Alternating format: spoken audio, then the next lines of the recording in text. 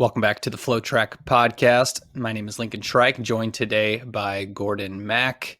It's Friday, July 10th. We had some track action yesterday, a brief controversy involving Noah Lyles, and some news that some conferences are going to be competing in conference only for the fall as we continue to grapple with the coronavirus. But first off, Gordon, how are you doing today? Doing good. What's Friday now? July 10th, which is great. Another Friday. It feels like literally last week it was Friday, and now it's Friday again. I love it. It's always Friday. 2 weeks ago, 2 weeks ago, it was Friday as well. It's pretty crazy how that works out. But time is seemingly moving a little quicker, which doesn't really make sense because life has slowed down. But I don't know. Someone explained that phenomenon to me. It doesn't make a whole lot of sense. We have plenty to talk about today, though. A weird track meet went on yesterday across the globe. I would say it was modestly entertaining until Noah Lyles took to the track. And then things just went really, really weird from there. I guess we can start with the inspiration games. Did you watch? What was your impression of Noah Lyles' 1890 that really wasn't an 1890? I did not watch, but I did see the original tweet of 1890, and I thought, did our social media person really just make a typo with 8 and a 9? Like, that's the first thing I thought. Well, because that can happen. And I was thinking, they made a typo twice. They made a typo in the graphic, and then they made a typo in the text of the tweet. And I was like, really? We're going to make that big of a mistake and not delete it by now? It's been up for like a few minutes. You can delete that. Oh, yeah. But as you know, it wasn't a typo. That's exactly what he ran. It just happened to be not 200 meters. So he runs 185 meters, and if you watch it live, which I did, and full disclosure, I didn't make the graphic because I don't know how to make graphics, but I did put out the tweet that said 1890. Noah Lyles just ran 1890. Like, I know everyone was skeptical, and I kind of, showed my ass a little bit there. It was a little embarrassing, but like, what happened was he was put on the wrong line. I've never seen that happen, particularly in professional track and field. Now, it's a weird sport. Weird things happen all the time. But in my brain, I'm thinking, well, it must have just been a massive tailwind. Because in what realm are you considering the fact? I guess I also could have considered the fact that the clock was off, right? But when it didn't immediately get corrected after two minutes, I'm not in my mind thinking, oh, he probably ran from the wrong line. I've never seen that before. Like, what was the official doing? Like, asleep on the job? I've never seen that. And obviously, this was a mistake. He didn't run 1890. It was fun while it lasted. But it was weird to consider the possibilities. And even the race announcer, Steve Cram, was like, there's no way he ran that. Is there? And we all considered it for a second because it was crazy. And it didn't end up being true. He only ran 185 meters because whoever set up his blocks put him in the wrong spot. I don't know. I want to know the full story. Like, was it an official? They said they had him on the wrong line. So Noah Lyles is deflecting blame off himself, which is fine and makes sense. You would have thought he would have recognized that he was in the wrong spot, having run so many 200s.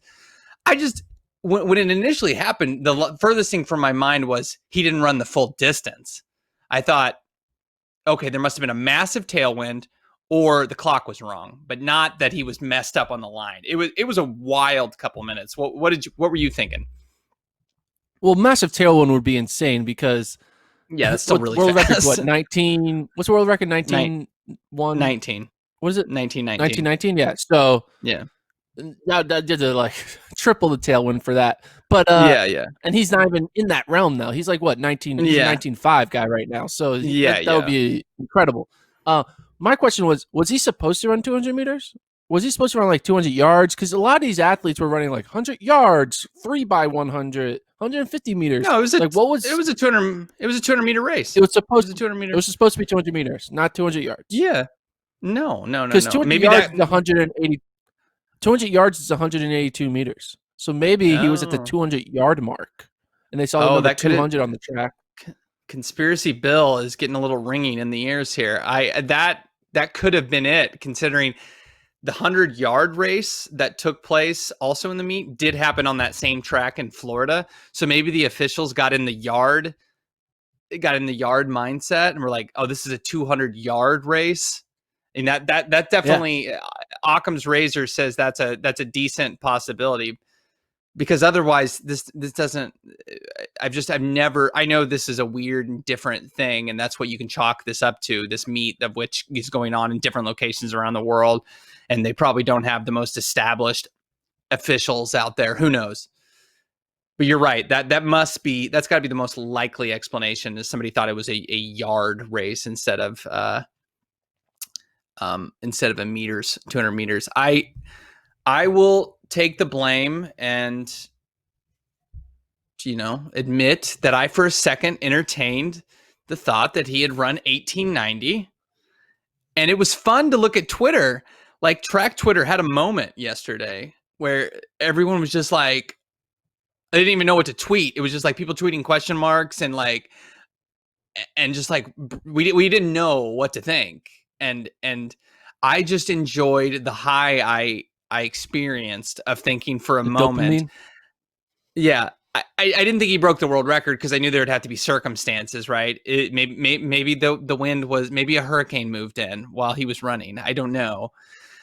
But it was fun to watch, because we all, during the race, thought that this was a normal race circumstance, and he was so far ahead. Not only did he get in a fantastic start, but like he was like the two other guys, Christophe Lemaitre and whoever other guy was, Martina. They were like turning the corner with 100 meters to go, and Lyles was like halfway down the home stretch. It was, I mean, he would have won regardless, but 1890 over 185 meters, not nearly as impressive as what we thought it was. I think that probably equates to just about 20 seconds, give or take. So for a full 200, so it wasn't the revelatory performance we thought it was. It was too bad, but it did make for some fun afternoon viewing on a Thursday. Yeah, I mean, I didn't even see the race live, and I got to enjoy it by just reacting to it, seeing it on Twitter. Sometimes that's what's great about social media. And I mean, social media has a lot of negatives, don't get me wrong, but the positives that social media brings are, it makes a live viewing experience more enhanced with all of the commentary that people can throw in there, and the reactions and the memes and the question marks. So yeah, that's what Twitter's for, right? To talk about it. All right, so elsewhere in the meet, another headliner, Allyson Felix got the win, albeit remote, over Shani Miller-Weibo and Mujinga Kambunji of Switzerland. Shani Miller-Weibo ran on the track in Florida that Noah Lyles did. I think she had dealt with some serious headwind. Still yet, though, for 34-year-old Allyson Felix to run faster than a top of her game, Shani Miller-Weibo, in the 150, and Kambunji, who was a medalist, was pretty impressive. I know you famously like to think that Allyson Felix is a hair overrated, but this was an encouraging sign for the 34-year-old as she attacks the 400 next year. Try to talk me out of being impressed by this Allyson Felix race. I think there's some skepticism to it. I don't know if we can truly believe them. I mean, when we see Noah Lyles run 1890 for a 200, which turned out to be 185 meters, and we just now assume all the other races were held accordingly, it just doesn't make sense. I don't know. It just doesn't make sense. Maybe the wind reading was wrong, because it said that she ran into a headwind, which doesn't make sense. That didn't make any sense. So that doesn't make sense. It's a new track, right? It's the Mount Sac track. It's brand new. Do they really have a 150 meter mark? Like, how do we know that they actually got the 150 meter mark exactly? Because you're starting on the middle of a curve. So I don't know. I feel like there may be some little bit of fishy, like a middle misstep of where the line is supposed to be. If they did that with Noah Lyles, I easily think it could have been done on a brand new track that doesn't have an official 150 meter mark. That's all I got to say. Yeah, the problem with what you're saying is as you know, Felix was in Felix was in California, and Lyles was in Florida. So this is not the same situation. We're separated by thousands of miles here. I would assume that a brand new track, it's not like doesn't have lanes or markings for things. I would imagine There's no marking that for 150 meters. I understand that, but I don't think the situation came down to Allison Felix ran 146 meters versus everybody else running 150. I think the situation came down to, one, she's much fitter than she was a year ago, just coming off of having a baby in late 2018. And also Shawnee Miller-Weibo was dealing with a serious headwind. I don't think that was the case for Felix, but my biggest takeaway was a very encouraging sign for Felix. I'm going to go under the assumption that she ran 150 meters and understand, as opposed to me saying this as you are, that she's the most decorated female track and field Olympian in history. I don't care that she's got there with relays. She's been the best athlete on most of those relays. I don't care. She's established. If there was a track and field Hall of Fame, she's a first ballot Hall of Famer, and she's still good at age 34. I definitely agree with that. I definitely agree with that. She is an all-time great. Don't get me wrong.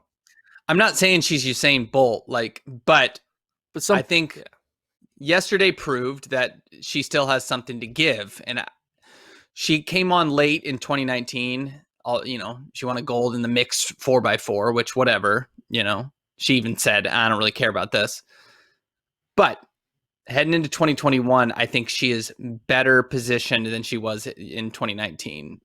She still has a little something to give, I think, in the 400, and yesterday showed it. 1681, it's not a massively impressive time, but again, beating two of the biggest stars in the 200, quite impressive for Allison Felix. Yeah, I mean, it's impressive. She definitely is looking like she's going to be in contention come 2021, that she clearly has fully recovered from, having given birth to a child and having an extra year of training, and that she is going to be able to get at least one or two more seasons in before she retires, like elite seasons in, where you're able to make a U.S. final and potentially make a team, Yeah. So, but I don't know, that the time just seemed a little too fast. It didn't seem believable. Well, I mean, we don't see enough 150 meter races to kind of understand, but I don't know. Yeah, well, let me put it a different way for you. How about this? Hold on one sec. Our Statman John on Twitter, at Statman John Mulkeen.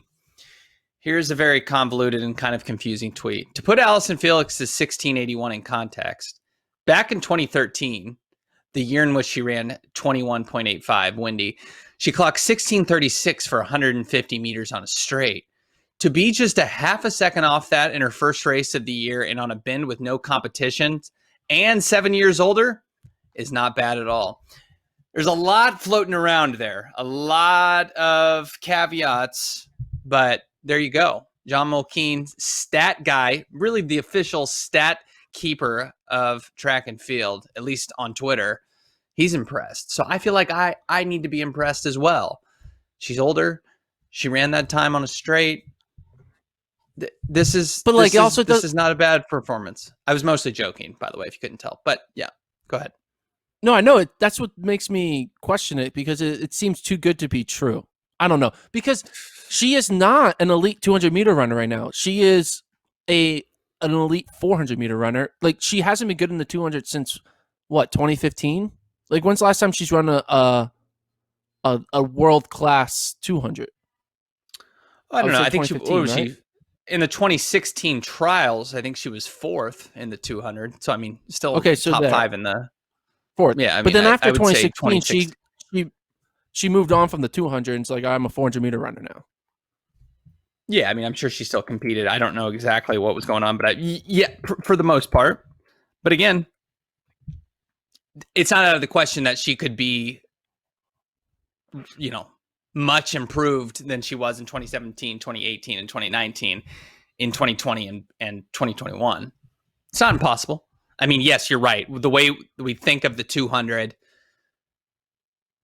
is not a game for somebody in their mid 30s typically. But Allison Felix, you got to give her credit. She's been good for a very, very long time. Also, Oh, this was a 100%. 150. Shawnee Miller-Weibo, for as good as she isn't a superstar in the 100. Kembuji it's the same way. Miller-Weibo much more of a 200, 400 athlete. And, we think of Allison Felix, she was elite in the 100 and the 200 at points in her career. It's been a long time ago, but in 2012, she was running the 100-meter Olympic final. She has that speed. Whether or not it's the same as it was 8 years ago is not the case, but there's many factors here that lead me to think this was not just a fluke. Primarily, it's Miller-Weibo running into a headwind, but Allison Felix is pretty darn good. You gotta admit that, even if you think she's a tad overrated. She's pretty darn good. And my word overrated is overrated in calling her the greatest Olympian of all time. That's my overration. Yeah, I understand that. No, I get that. No, totally. I understand that. I mean, I don't agree with you, but there needs to be a slightly kinder word than overrated when it comes to that. Maybe removing relays out of the equation is very helpful. I mean, I think a lot of us who know that individual events are much more significant than relays look at it and say, yeah, how many individual golds did they win though? And that's the biggest thing. But still, yeah, Allison Felix has done pretty okay for herself in that regard. And the women's 400 was kind of weak last year, but she still managed to finish 6th off of coming in, and USA's was like her first competition, and she was good in Doha. So she's going to be a factor next year in the women's 400 in the US, and I would give her a really good shot to make the Olympic team. Who would be your Olympic team? Oh, it's because we're so far. Probably not at this juncture. Who's the NCAA champion last year from South Carolina that got 4th at Worlds? Why can I never think of her name? She's the clear favorite in the 400 right now. I got to think of her. I got to think of her name. You forgot her name? I'm not going to tell you. Well, good. I can just look it up right now. I mean, she's the obvious favorite. Great. You're not going to tell me this is great dead air. This is very entertaining dead air. Gordon. You can do it.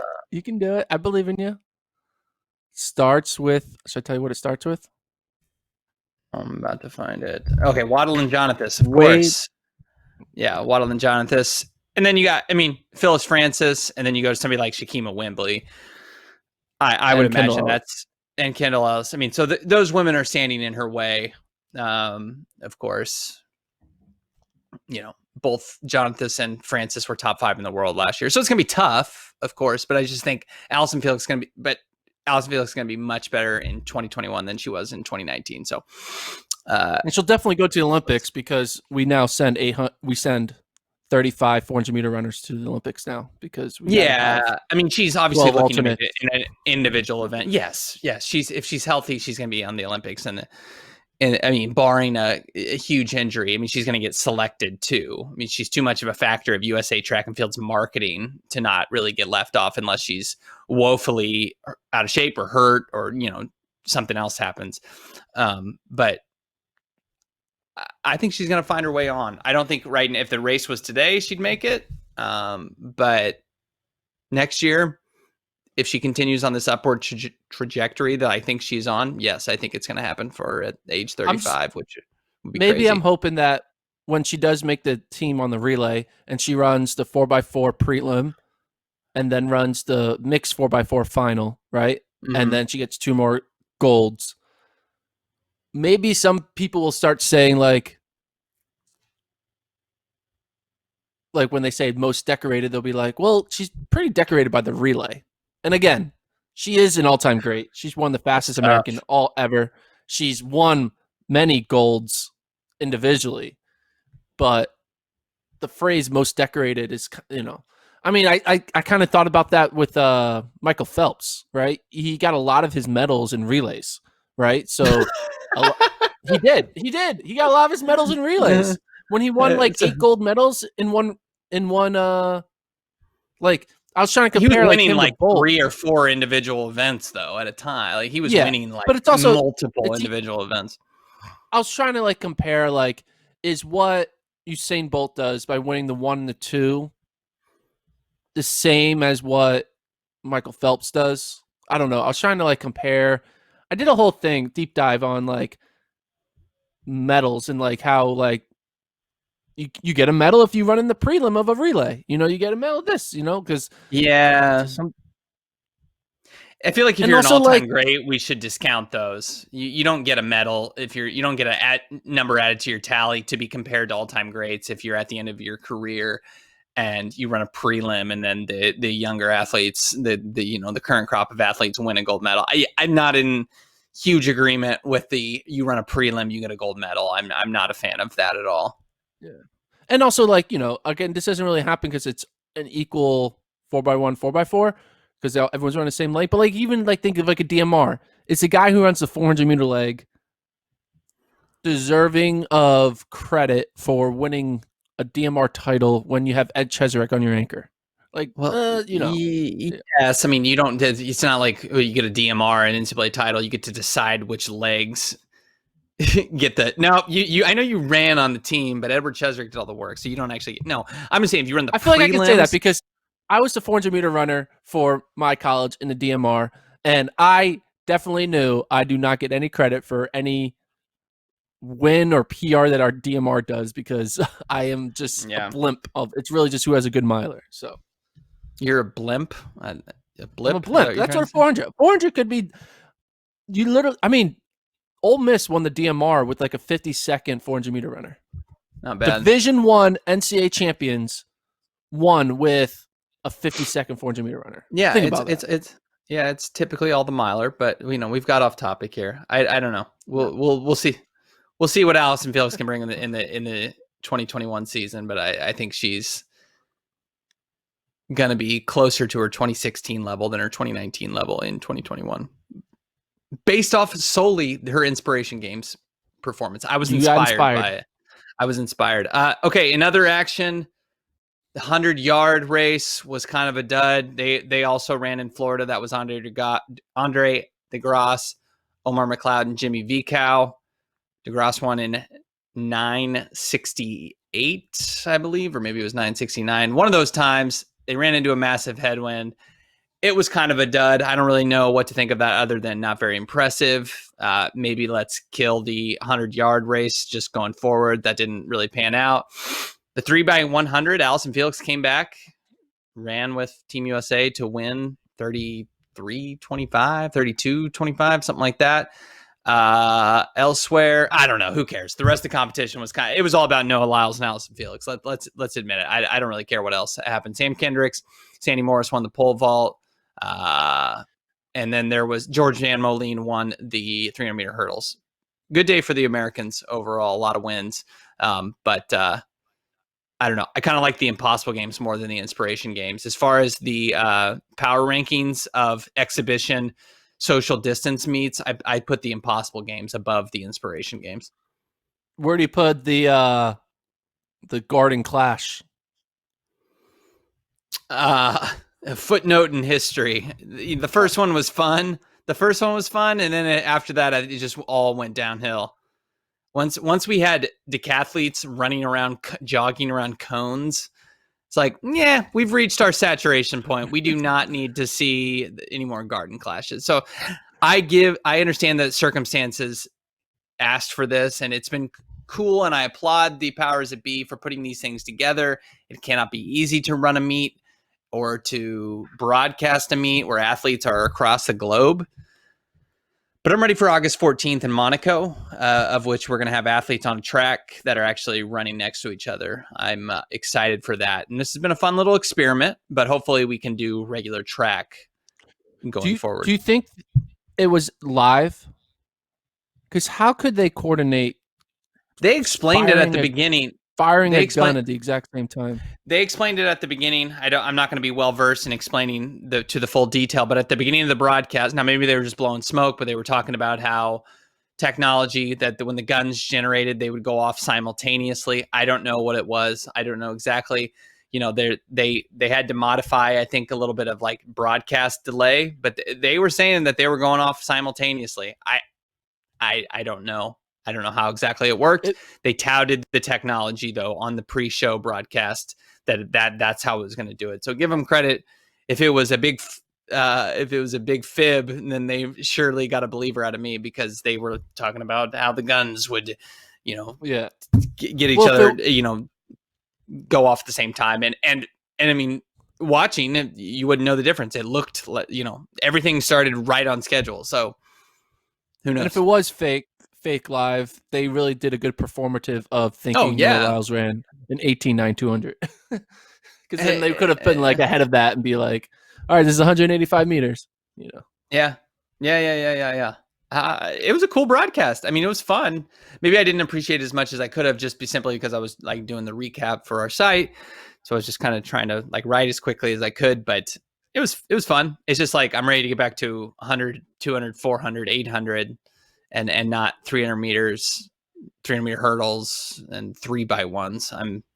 I'm ready to retire the off distance events for 2020. Okay, moving on to maybe a more pressing topic. A day after the Ivy League said they're not going to compete in fall sports, a Power 5 conference made a move, and maybe more to follow.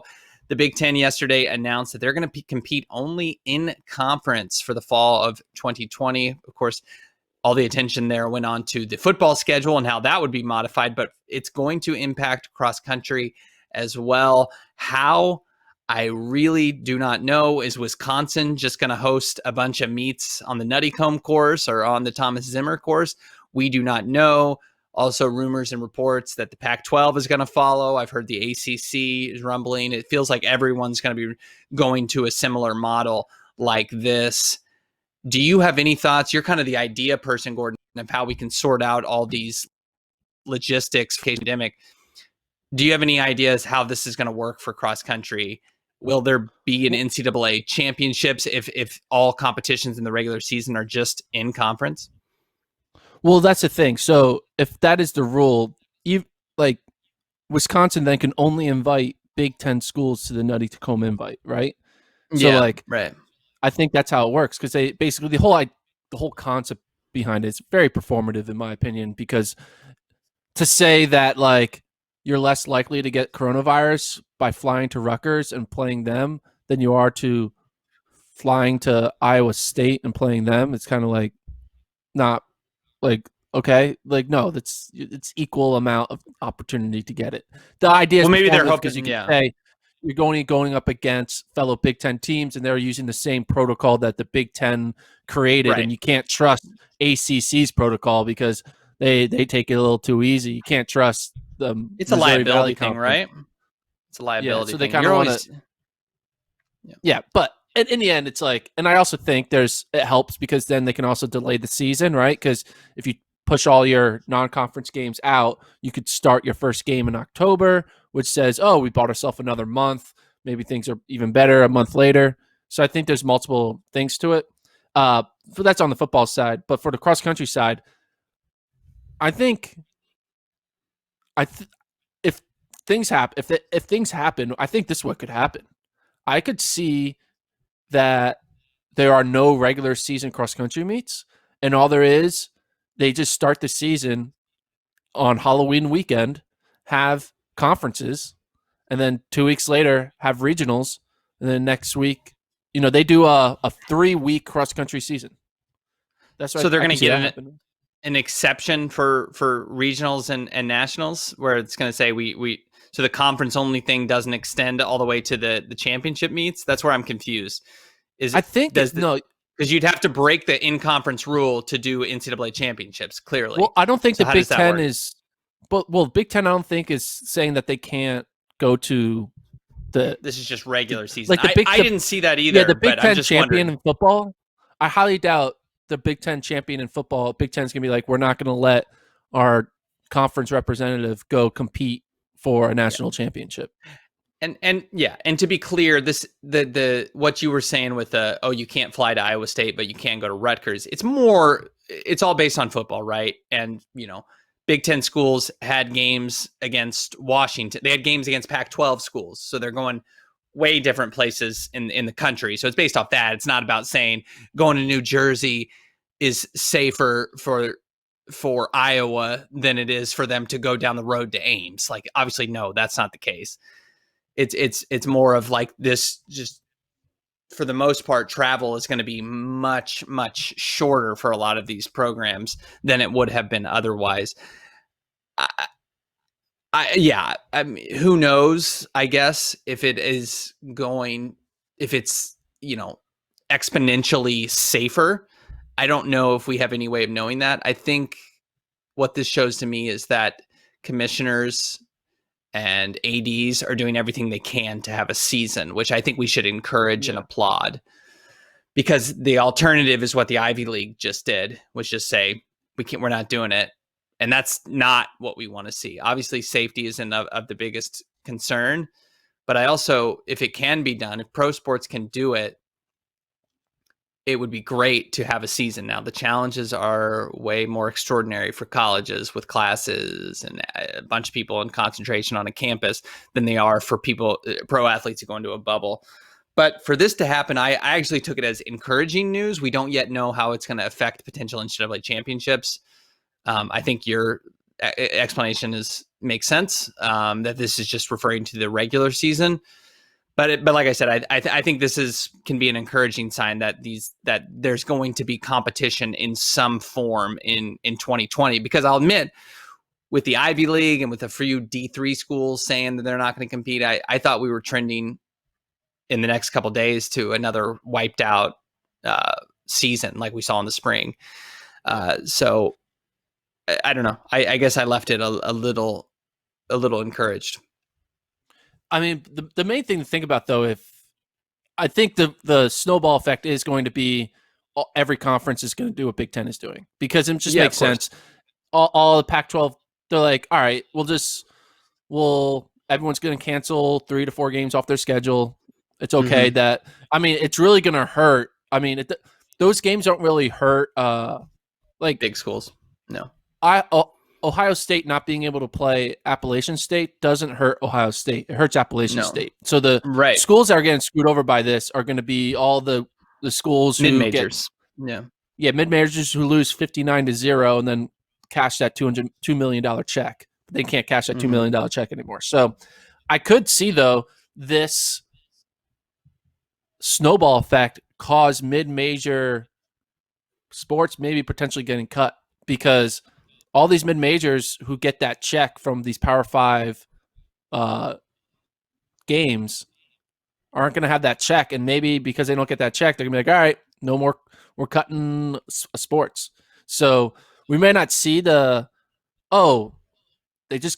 just canceling 4 games, we're good. But I think those 4 games to mid-majors mean a lot more than to Power 5. And we could see more like teams from the MAC or Missouri Valley or Ohio Valley just start losing some cross-country programs, which hopefully doesn't happen, but I could see that happen. That's something I didn't think about. That is definitely a casualty I didn't put together. And you said it right. It's not just about those schools' football programs. Obviously, it's about, they don't have that money for the athletic department, and let's reboot let's crack open the budget and look. There's cross-country just losing money.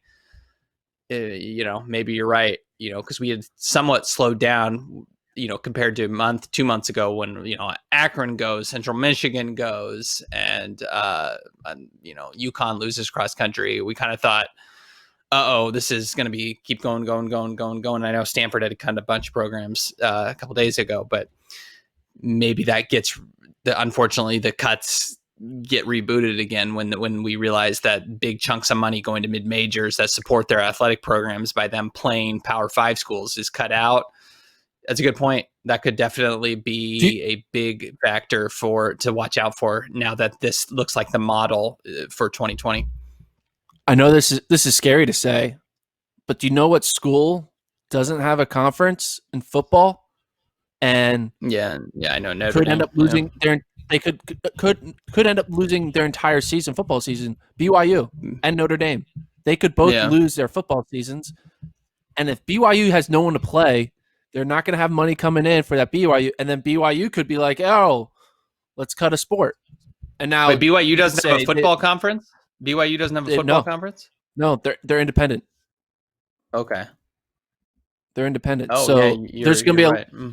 there's going to be a lot of BYU is the same as like Army, BYU, Notre Dame, and like one other or something like that. Mm-hmm. But like, what if BYU has to make budget cuts? I mean, it would be crazy for them to cut a sport that literally just won a national championship. But crazy things happen, right? I mean, wrestling cut Stanford. Literally this past year in 2019, Stanford won Pac-12s in wrestling, and then and they just a year later, Stanford cut wrestling. So like, even winning doesn't save you, right? Now you would hope that BYU would have an affinity for track. I was surprised Stanford didn't cut any of the 6 running sports when they cut 11 sports. I mean, men's, women's, cross country, indoor, and outdoor all got saved. Like, I could have seen Stanford being like, all right, no more indoor. Because Stanford doesn't even try indoor anyway. They just do the DMR. I could have seen that. But like, I was surprised that track got saved there. But I could see, these schools start mid-majors. I mean, if BYU got hit, that would be crazy. I mean, I'm not saying I know anything about it. This is just literally like talking out my butt. But I do think there's going to be mid-majors who are going to cut some running programs because the Power 5 are canceling their mid-major versus Power 5 game. Yeah, that's what you said with Stanford was what I was thinking too. I was stunned that seemingly cash flush of a program school with huge donors would ever have to cut a program, let alone 11 of them. And while, selfishly, I was happy that, a running or track and field program didn't get cut. It sets the table for that big programs, which of course Notre Dame are not immune to the financial hardships or to these tough decisions like maybe we thought they were, just based on what's happened thus far. No huge program has had to cut a track and field or cross country program. So it's certainly nerve-wracking, and what you bring up with BYU and Notre Dame is, I think, important, because without, are they not going to play football? Are the independent schools only going to play each other? Can you even, how do you modify your schedule this late in the game? I mean, I guess BYU and Notre Dame and whoever, Army and those, they could play, but what does that do for their season? I mean, that's not going to, if there's a huge, if the bowl system is intact, I mean, how is Notre Dame going to get to a bowl game if they're only playing like 3 teams in the entire schedule? There's so many things to be worked out, and then that obviously all trickles down to the money being brought in, which affects the smaller programs like cross country. So it's I know I said I was encouraged, because for the large majority of programs, any competition is going to be good, but there are, of course, casualties that are affected, and the mid majors and non-conference schools are maybe a little bit in danger here. One thing to think about though is, okay, how would this work? So assuming all the Power 5 conferences, and I would assume every conference literally would end up doing this. Every conference is going to be only in-conference competition is allowed, right? And that works for literally every fall sport, because they're all one-on-one competitions. Soccer, back and forth, volleyball, right? The only sport that doesn't have one-on-one competition is cross country. So will they carve out an exception for cross country, saying like you only can compete within a certain radius of your home state or whatever? Or will they say, no, you only can compete against fellow conference comrades? And if that's the case, do you think like conferences will hold like fake pre-conference invitationals and then a conference meet and then go to regionals? And if that does happen, will they adjust how we pick who goes to regionals? Yeah, because if that's true, so many there's a lot complications there. there's a lot more pressure to finish top 2, right, in your region because there's no one has any points, right? So yeah, I have no idea, and yeah, I mean that certainly really impacts schools from lesser conferences. Like if you keep mentioning the Missouri Valley, like how is Northern Iowa or whatever, Wichita State? No, they're not in that anymore. Who am I thinking of? I don't know. Bradley, How are the Bradley and Drake? How are those schools supposed to pick up wins? I mean, they're not, right? I mean, because if they're only competing in conference, whereas Stanford can pick up a whole host of wins over Washington and Colorado, whatever. It's a big disadvantage for the smaller schools. This is just the first couple dominoes that have moved, so that have fallen. There's still a lot to work out, but yeah, there's so many complications with cross country being a sport where 30 teams are competing against each other at once that make it unique and make it tough to figure out this situation.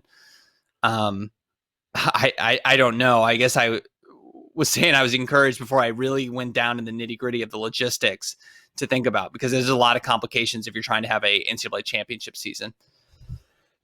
I can see conferences saying, again, assuming conferences go along with football, I can see conferences telling cross country programs, "Hey, you can have a cross country championship, but that's it, right?" Mm-hmm. Or because every single conference commissioner could care less about how cross country happens. Like it is so on the bottom of their care list. There's not it doesn't exist. Like like if you had a list, it's not even on it. It's at the bottom, but not even on at the bottom. So behind the page, it's a little post-it note because they got a call from Mick Byrne or something. But I think I could see just cross country getting canceled because I think maybe conferences are going to be like, "Oh, this is complicated. We don't want to deal with this. Just we're not doing it." No, because there would be no outcry, right? I mean, there would be no national media outcry. There'll be outcry from us, from our fellow media members, and from the fans of our sport. But our sport is not big enough for conference commissioners to really pick up the phone and care about how we have our sport. So that's, I guess, worst thing could happen, because I talked to coaches and they do say we're having cross country if football happens. That's basically what they said. In the end, all this is just noise. If there's football, there's cross country. But I could see, though, in this weird world where they're trying to create all these new rules for football, they're going to be like, cross country is too complicated. It's easier just to say no.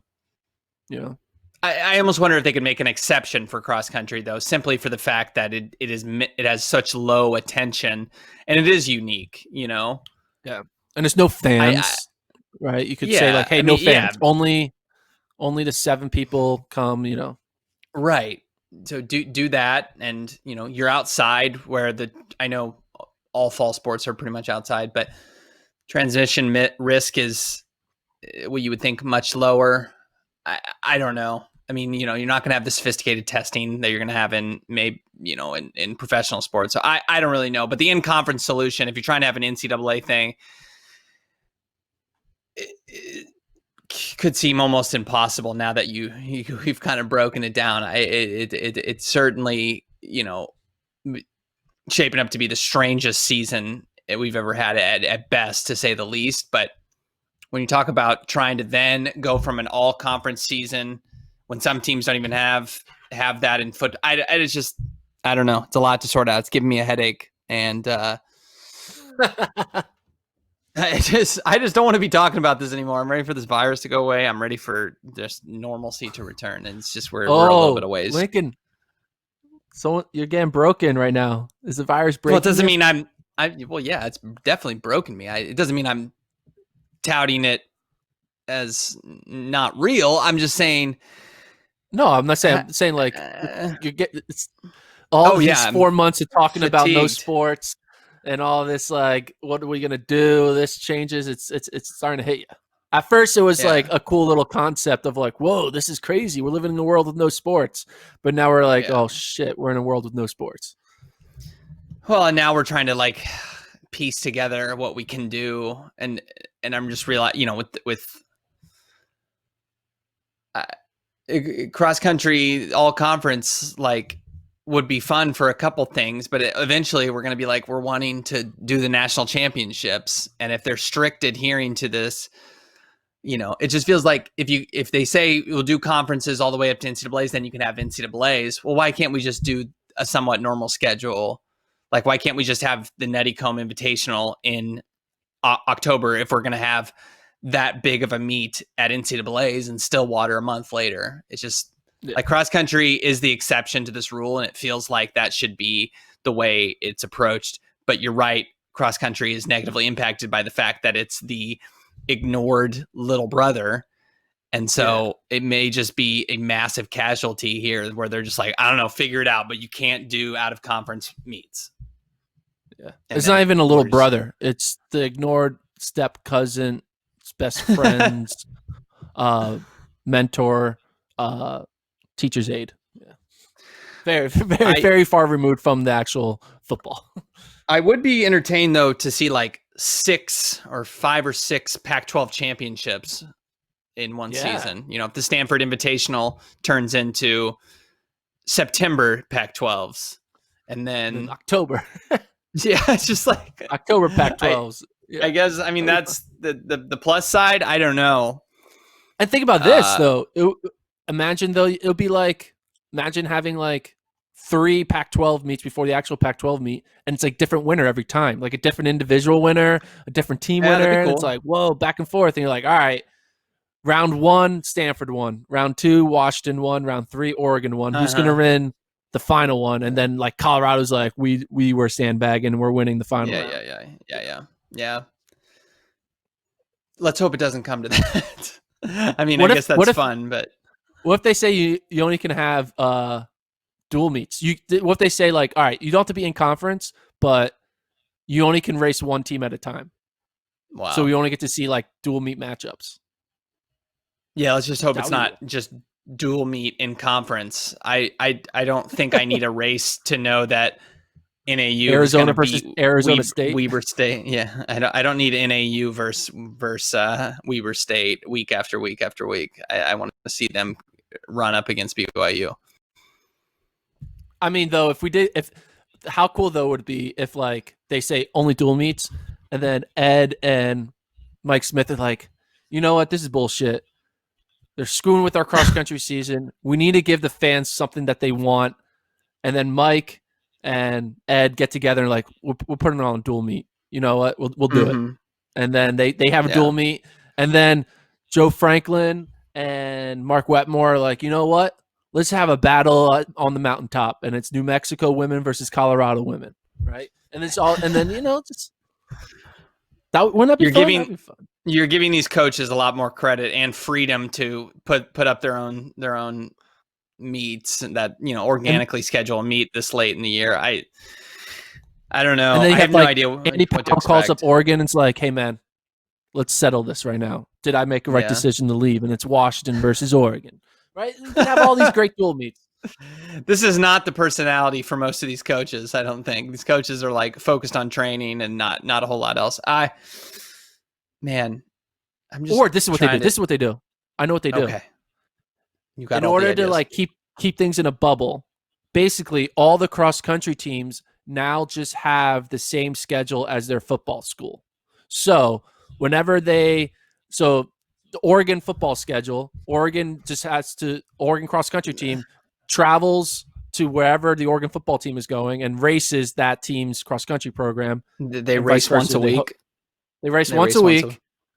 So the game's on Saturday. They race, Saturday morning. There's the cross country meet before every football game, and they hold it in the stadium, and it's like on the turf, and they just have like a little route. It'd be great. That's what we should do. Cross country basically follows the football schedule.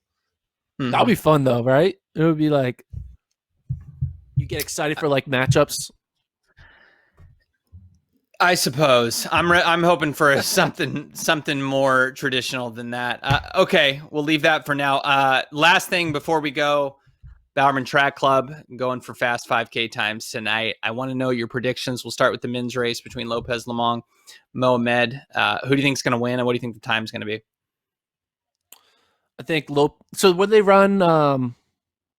Did they say if they're trying to run fast or are they just racing? They're trying to run fast, right? No, yeah, they're trying to run fast. Yeah, because the guys last week ran what 13 like 11 or something like that, 13:10, 13:11. Yeah. So just their PRs, Mohamed 12:58, Lopez Lemong 13 flat. So I imagine they're trying to go faster than that because they said the pace is going to be spicy. Spicy pace. Ooh. Spicy pepper pace. Emoji. Pepper emoji. I interpreted that as spicy. I mean, I would say they're probably just going to try to run sub 13.